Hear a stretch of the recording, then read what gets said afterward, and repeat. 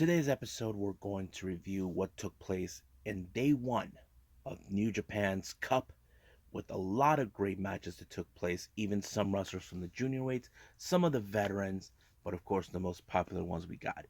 And of course, we got two past reviews, one by Mission Pro Wrestling from last November, Sea To Shinning Sea, and then this past January with Tokyo Joshi Pro in Winter in Okayama, which is the hometown of Nodoka Temna before she retires.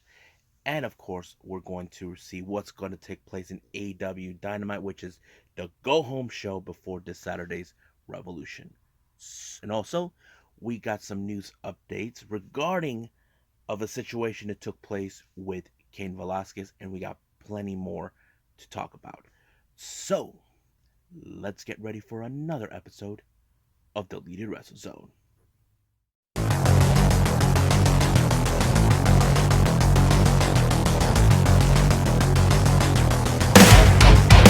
Are you ready?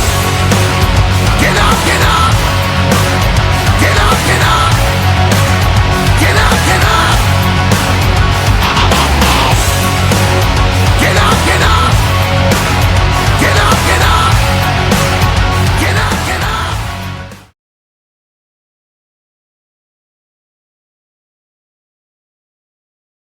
Welcome everybody to Deleted Wrestle Zone, all things that it's pro wrestling with AEW, NXT, New Japan Pro Wrestling, Impact Wrestling, the National Wrestling Alliance, various promotions, wrestlers, matches, and championships. I am your host, J-Rod here. So, let's open up with the latest New Japan stuff. We got New Japan Cup with day one, as this is only the first round matches. So, everything else, it's all singles match, no tag team matches. So basically, the tag team division will take a break. And of course, we're going to see a mixture of different wrestlers coming from the junior heavyweight division, possibly the Young Lions, and of course, we got plenty others. Opening match, we have the awesome, the man, the myth, the legend, Shima, taking on, of course, Taka Michinoku. These two competitors, if you guys have ever noticed, they're both junior heavyweight competitors. So they fit perfect right in. Now, it's kind of, some of you probably don't know Shima. He's actually from the promotion Glee, but originally he was part of Dragon Gate, and now he's working with many promotions. He started with DDT, Pro Wrestling Noah, every others. But seeing these two, it was great. But it was the knee, the lariat, the Meteora that gave him the edge to win the match against Taka Michinoku. Next up, we have, hey, look, it's Hamna, taking on, of course, one half of the the IWGP Tag Team Champions, Yoshihashi. Now, according to what commentator says, he's currently 0-3 with Hamna. Makes perfect sense. But will this be Yoshihashi's lucky break to finally beat the one man that beat him 3 times? Now, some people say third time is a charm. Well, maybe so. But for Yoshihashi, he has grown so much. Not only because, he has been one of the most popular wrestlers and more improved wrestlers in New Japan. So he was able to finally beat Hamna with the butterfly effect, giving him the edge. So he advances. Next up, we got Blue Justice, Yuji Nagata versus Hiroki Goto, the other half of the IWGP Tag Team Champions. I have to say this is a very good match because these two are almost similar in size. Or like Yuji Nagata, he's a veteran in the game, but whatever you do, do not expose a weak spot in front of Yuji Nagata, and that's exactly what happened to Goto. Goto did a lariat right on the steel turnbuckle, but Goto was able to withstand it and put him away, and giving him the 1-2-3. So he was able to hold on as long as possible due to that injury that he obtained. Next up, we got Jeff Cobb of the United Empire taking on Togi Makabe. This is more of a game for Jeff Cobb. He was mostly dominant in this one, but it was the Tour of the Islands that sealed the deal for him to win this match. Next up, this one was, of course, like any other match, Taichi versus Toru Yano, but Taichi did brought his lucky charm with it. I'm talking about Miho Abe. But of course, Taichi's familiarized with Yano's antics. You know how he is. He is determined to win his matches by pulling up tricks up his sleeve. But this time he put him under a blue tarp that kind of blinded him. But Taichi knows he has to think faster than him because he does not want to lose to a guy like him. And that's exactly what he did. But the real question does remain. As you know, Toru Yano is the KOPW Provisional Trophy winner. Does this mean Taichi might have to challenge for that? I don't know. We'll see about that. Next up, we got Yo of Chaos taking on the Ace Hiroshi Tanahashi. Now, this was also a good match. Now, Yo, he's a fantastic wrestler, but he needs that killer instinct that he needs in order, and he brought that up today in this particular match. So he did, but however, when it comes to the Ace, you know he will come on top and allow himself to win the match. When he pulled up the, I think he pinned him, and it was over right from there. Now, this next match, these two guys are familiarized with each other. One time they were tag team partners, known as No Limit. Yujiro Takahashi versus Tetsuya Naito. Now, Naito does not have a good track record when it comes to tournaments when he's facing his former tag team partner. But, however, he would have gone everything would have gone great until House of Torture showed up and tried to ruin things. But luckily, Yujiro wanted to face him on his own. Basically, this is history between the two. Now, if I was evil in the show, I probably would not like that. But keep in mind, this is history between the two of them. And Evil should know that because he has history with Naito too. If you guys remember that particular day when 2 years ago, um, Evil turned on Lij to side with Bullet Club.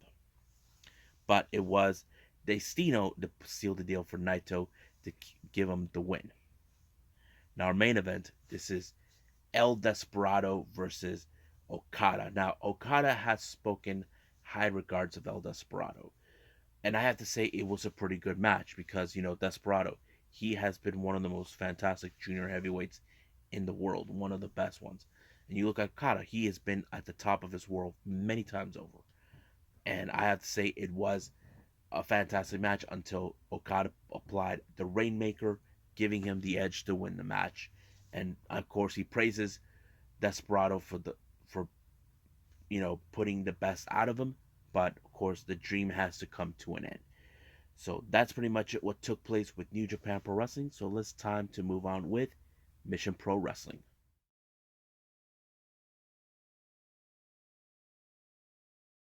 Okay, so we got Mission Pro Wrestling with Sea To Shinning Sea. This took place back on November 20th of 2021. Um, this one was a very interesting one because the main event, it became more of a feud. Exactly, but I'll get to that in a bit. Opening match, we have Kai Vibes, don't know who she is, taking on Amber Rodriguez. Well, this one was a very unusual match because apparently Amber Rodriguez has she's a bit of a vicious wrestler, but when she won this match, she put a muzzle onto Kai. I don't know what was that for about, but it was so nuts. But I think she has this behavior that I think she has a chip on her shoulder. But that's what tells the story about it when I read about her. Next up, we got Rache Chanel taking on Zeta Zhang. You all know who she is. I've seen her before on multiple occasions on different promotions. But man, this one was. I feel like Rochelle Chanel is one of the most top stars in Mission Pro, but also one of those wrestlers that we definitely gotta pay attention. And she won her match by pinning Zeta Zhang. Next up, we got a men's exhibition match. We have JP Harlow taking on Matt Vandegrift. It was a pretty good match, but however, JP Harlow, as you know, he uses tactics that would help him, how do I say, win the match. I'm not talking about like low blowing and all that. Like he's trying to maneuver out of things out of the way to act like he thinks he knows what he's doing. That allowed him to win his match as well. Next up, someone you guys are familiarized in AEW multiple occasions, Kylan King taking on Wode. This match was unbelievably good. I feel like this is more of a really good match. I really can enjoy. If you ever seen the WOD, she's a WOD stands for weapon of ass destruction. That's what she does. She likes to bring a bit of the viciousness into her opponents in the matches. But it was Kylan King who picked up the victory by pinning her. So basically, the WOD did not get her destruction, but she did gain the respect, knowing that she put a great effort against Kylan King. Next up, we got Ashley DeBronze taking on Genocide. As you know, Genocide is a fantastic wrestler. I've seen her on multiple occasions on AEW Dark and NWA, and she's really good. I feel like she's one of those women down in Mission Pro that definitely could go to the top for the title, but we'll see where that goes. But it was Genocide that pinned Ashley, went 1, 2, 3, and it was over. Next up, we got the tag team titles between Force by Nature, Big Mama, and Riley Matthews taking on the Renegade Twins, Robin and Charlotte. It was a pretty good match. You know that the Renegade Twins have been one of the fan favorites in this particular match, so they ended up retaining the titles. However, they stayed around the ring because their leader of their so-called group, Jasmine Allure, shows up. Not in a happy camper, as you know. In the last event, she defeated La Rosa Negra to win the title, but however, she lost it. But this time, she has to face someone who is extremely popular, one of the most recognizable wrestlers. We're talking about Sky Blue. But in this match, the Renegade Twins will try to cause interference, distraction, which allowed Jasmine Allure to win. And unfortunately, it did happen. But in the post match, after she defeated Sky Blue, she's demanding a rematch. So she's like upset, saying she's the real champion. However, management says in the next pay-per-view, the Silver Bells, there's going to be a six-way scramble match for the number one contenders, which is not what she wants, but she has no other choice. Basically, she cannot just jump out ahead of the line. You see, nobody told Jasmine Little should have known better that nobody told Holiday that she cannot cash in her reward for winning that one match in that Rumble that very night. No one told her she can't. So that's the problem that Jasmine Lord she needs to understand, but I don't think she wants to. Next up is the Mission Pro Wrestling Championship between Maddie Rakowski and Holiday. Now, this one is a very fun match because Maddie has been one of those wrestlers that many fans had paid attention to, especially those who are saying she should be on AEW because she's been there many times. But I have to say she's grown so much over the times I've seen her. But unfortunately, it was Holiday who walked out the victory when she put the jackknife on Maddie to retain the title. Now, this next match, we had Laney Luck being accompanied by David LaGreca, who's been having issues towards Thunder Rosa. Of course, David LaGreca's wife sides with Thunder Rosa, but during the match, she became the Benedict Arnold, turning her back on Thunder Rosa until Thunder Rosa speared him through a stack of beer, and he just was sit there. But however, if Laney Luck loses the match, he has to get a tattoo, and he got it on his ass. So I thought it was a great match, especially with Thunder Rosa being one of those wrestlers that we can definitely enjoy. I love it. So it was a real fun. I can't wait to see the next one because in this particular one, in the Silver Bells, we see her son, Anakin Rosa, make his debut. So I'll get to that as soon as possible. But right now, let's move on with Tokyo Joshi Pro.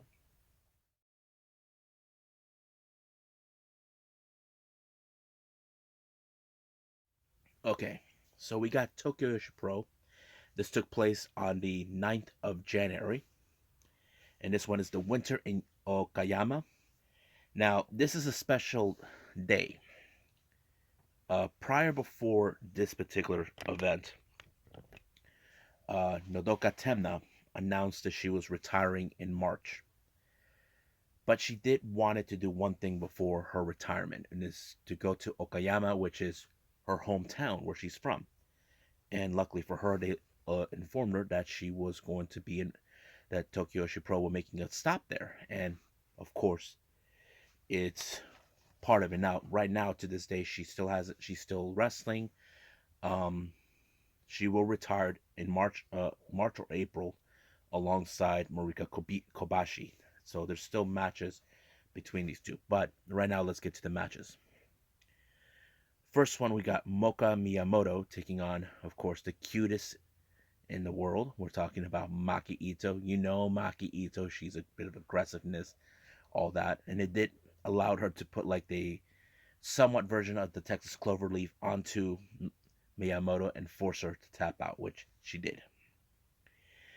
Next up, we got Mahito Kiru taking on the resident superhero, Hyper Nasawa. Now, you know Hyper Nasawa, she always starts with these funny segments in the start of the show, but however, Mahiro had enough. She just decided to keep on moving, but it wasn't enough for Hyper Misao, who is, of course, one of the most popular wrestlers in Tokyo Joshi Pro.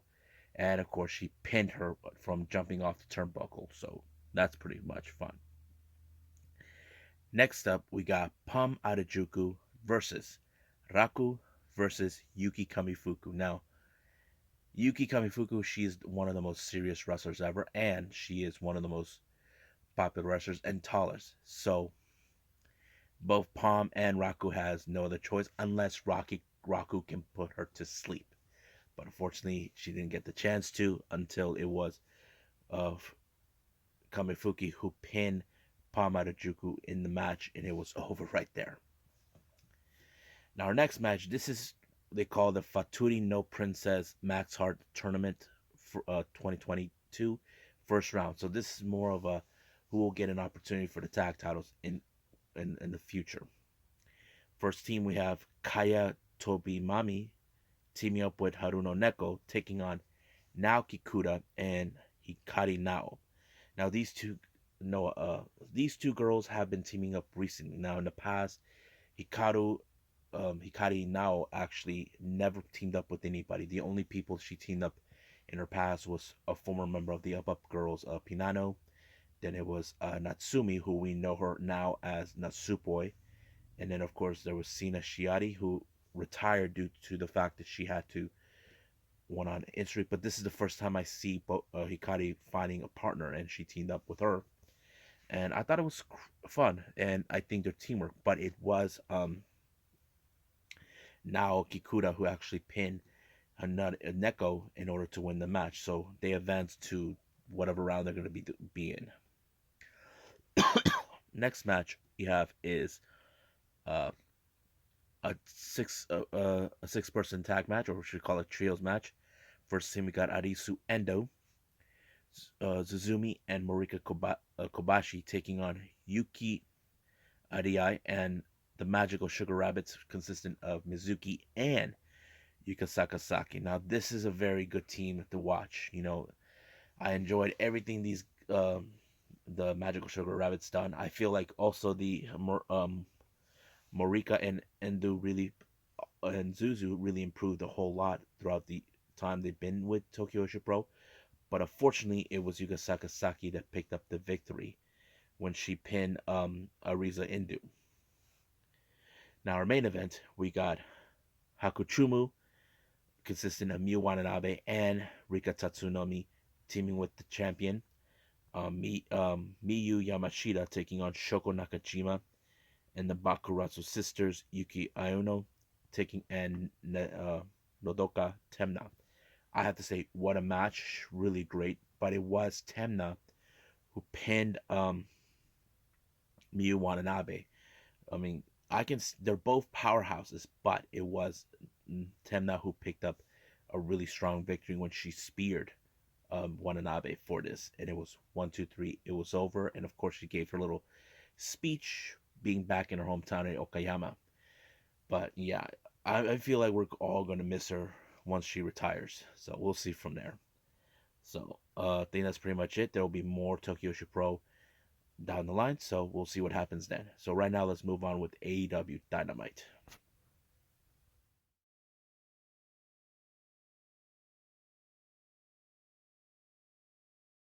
Okay, so this is AEW Dynamite, the final go home show before this Sunday's Revolution. Now, this we normally don't see every time. Now, normally we do it when it's showed on YouTube with Tony Khan giving big announcements, but this one is too good to pass up. Tony Khan said that he recently purchased and now is the new owner of Ring of Honor. This is huge news. Now, there's been talk about this for a while. There's been talk about Ring of Honor, what's going to happen now, because right now those are saying that Ring of Honor is dead because they've been out of action for quite some time. We don't know. Now, um, it's still unclear on some plans, but on the news updates, I will reveal certain things that was being told. But I will throw in a bit of a update or discussion about this, and also we'll be talking about this on my podcast soon. But it's great news. But he also assured there is no shame there. There's a fans are saying, nope. How do you know we know this is not Nick Khan? Uh, I don't think they have any interest in buying Ring of Honor. That's the thing. But we'll see. However, um, Tony Khan did stated that there is some unfinished business between two wrestlers that were part of Ring of Honor. We're talking about the American Dragon, Bryan Danielson, and Christopher Daniels. So this is more of a revisiting an old rivalry that was unfinished. So basically, none of these guys were able to outdo themselves until finally it was Bryan Danielson to put the triangle chokehold onto uh, the fallen angel and force him to pass out, and Ref had no other choice but to call it. But he decided to, in post match, to annihilate him some more until John Moxley comes out saying this and that, that they got to be ready to see who's going to bleed, all of that. So I'm excited to that. So we'll see what's going to happen at a revolution between Danielson and Moxley. Now, this coming Friday, Sting and made a statement saying that he's not worried about this Friday because it's every man for themselves. And this is about the TNT title. Keep in mind, Darby lost the title all thanks to Andrade. Andrade lost it because he thought he had everything under control. So basically, everything's fine. Darby's fine. And of course, Sammy's fine. But we'll see this coming Friday. Now, our match that we had is the Casino Tag Team Royal. We have, of course, the return of Darius Martin, who is one half Top Flight with Dante. It's great to see him. I was happy that he was back. Top Flight were back together. I think there are many fans that have been waiting for this moment to happen. So they were one of two wrestlers that started the event along with FTR. We had guys like the Gun Club, the Wingmen, Meneth and Avalon, the Acclaim, Varsity Blondes, two teams of the Dark Orders, 5 and 10, and of course Stu Grayson and Evil Uno. Um, who else? Red Dragon. No, no, not Red Dragon. Oh yeah, and best friends and all that. So there's been many people that were involved. Even Danhausen shows up and cursed Evil Uno because he's helping Chuck, no, Trent Beretta to win the match. So it's kind of strange that happened. So it was great. But however, there was the teamwork that was able. Red Dragon came out to help out the Bucks to make up for what happened the last time. So basically, uh, Darius hold on long as he could, and it was over right there. So the Bucks are now part of the Revolution, but however, the only question does remain. There is the possibility we can see the Bucks and Red Dragon get in each other's faces. It's like who is going to be the one to become champion. So if I was Jurassic Express, I try to stay out of it a little bit and see what happens then.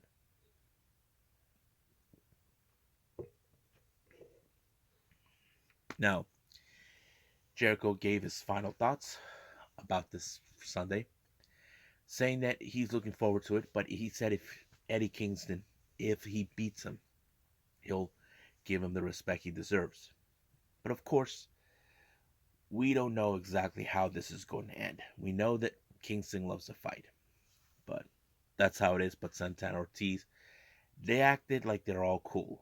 Now, a part of me feels, why do I have that distinct feeling as a fan that Santana and Ortiz are going to turn on Jericho and help Kingston? I have that distinct feeling. Just, I don't know. That's like my prediction.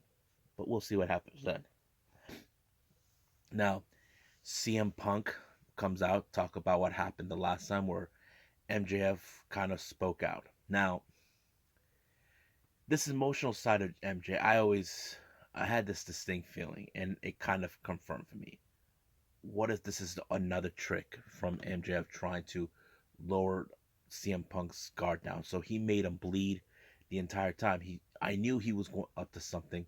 He brought Wardlow and Spears to help. They even tried to choke him out, but however, luckily for him, Sting, Darby Allin, and Sammy Guevara came out to help him. So of course, the Pinnacle came out, ran like the cowards that they were when Punk got helped. Now, our next interview, Keith Lee was about to talk, and then here comes once again Ricky Starks and Hobbs. Once again, trying to tell them they're the ones who run things. But however, this coming Friday on Rampage, Keith Lee's going to have a tune-up match. Now, it's still no confirmation who will be his opponent, but I feel that there's more to it. I feel there's a lot of things that we need to see what's going to take place at Revolution, because I feel that Keith Lee could actually take on both Team Taz, and that's going to be great. Because Team Taz thinks they run the show, but no, they don't.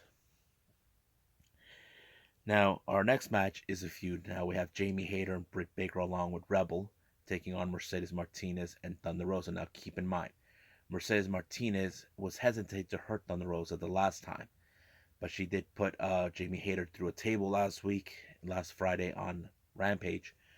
So they teamed up, and I have to say, this was a very interesting match because it was Thunder Rosa who pinned Britt Baker. Now, this is the real thing. Well, we'll see this happen this coming Sunday. Will Britt Baker loses to Thunder Rosa, even though she was a threat to her? Now, she tried to stop her at the TNT title match because she was threatened by her knowing that her popularity was going to skyrocket hers. That was the whole point. So we'll see what happens this Sunday, but this match proved that Thunder Rosa is stepping into Revolution in good momentum. Now, speaking of the women's championships, the TBS championships on the line also this Saturday. So basically, Tay Conti and Anna Jay were about to do their interview, but that jerk off, Smart Sterling, told him if something happens to Jade Cargill's face due to her moves, she will be held responsible.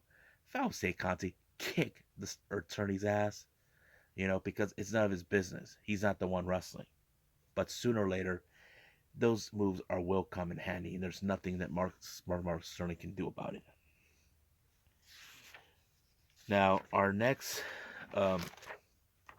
match, we have Wardlow taking on Caesar Bononi, and once again, Wardlow did exactly what Spears told him not to.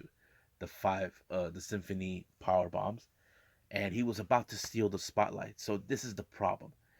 One way or the other, we're going to see Wardlow turn on MJF and all that. But later on, MJF talked to saying you can keep the title if you can even win. And of course, he insulted him by saying, I'm the one who's been helping you win. And MJF did not like that. But sooner or later, Wardlow may have no other choice but to step away from MJF and go on his own. Now, our main event is Red Dragon, Bobby Fish, and Kyle O'Reilly teaming up with Adam Cole to take on Dark Order's Silver Reynolds and Hangman, or as I like to call them, or you guys like to call them, the Good, the Bad, and the Hungry. So it was a pretty good match, but however, Alex Reynolds was the one who ended up with the boom, but Adam Cole decided to insult more on Reynolds while Hangman tried to help, but they duct taped him in the ropes, making him helpless not to save his friends. But of course, Adam Cole's believed that he will walk out as the champion on Revolution. Now, a part of me feels that something's going to happen with this match. Now, I'm not saying that Hangman's going to lose this match. I'm going to say that what I get the feeling something else is going to happen. I don't know. That's a prediction I'm going to have. So we'll see what happens in AEW Revolution. I can't wait to see it. But right now, let's do some news updates.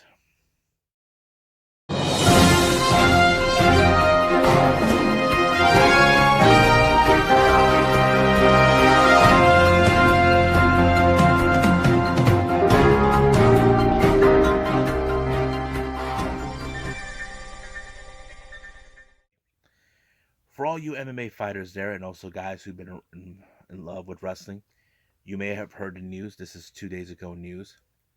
Cain Velasquez was charged for 10 counts of attempting a shooting a man who, in fact, was molesting a young relative. Yes, someone in his family was being molested by some man. Now, some of you are saying, well, he did the right choice. I agree.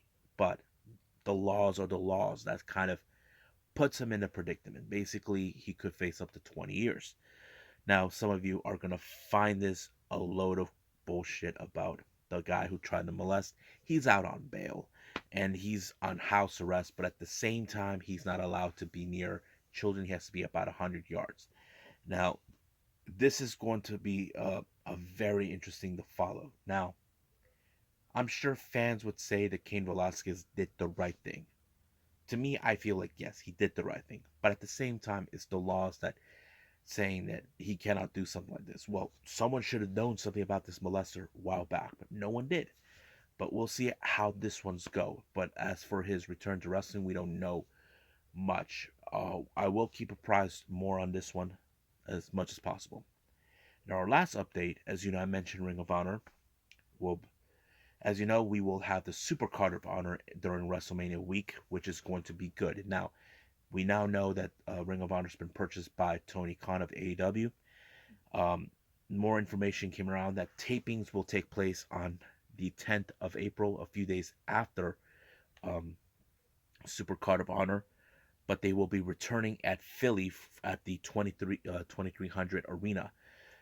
It's still unclear exactly what other information. Now, this is another one that I will definitely be following because I feel there's a lot that needs to be explained. A lot of people are saying, okay, how they're going to utilize this, how they're going to make this better. Now, I will make a topic discussion on this one soon enough, as soon as more information comes out. So I think that's pretty much it. So let's call it a day. Okay, so hope everybody enjoys this episode. Just a friendly reminder: there is no new New Japan Cup the following day. It won't be back until Sunday, which I'm excited to see. Um, we are expecting some Choco Pro events coming up. For the next episode is going to be, since it's Thursday, we have MLW, NXT UK, and Impact Wrestling, which I'm excited to see what takes place. So that's pretty much what's going on. But for now, I'll see you guys in the next DWZ time. Same DWZ channel. I must bid all of you adieu. So, goodbye. Mwah. And have a nice day. Bang.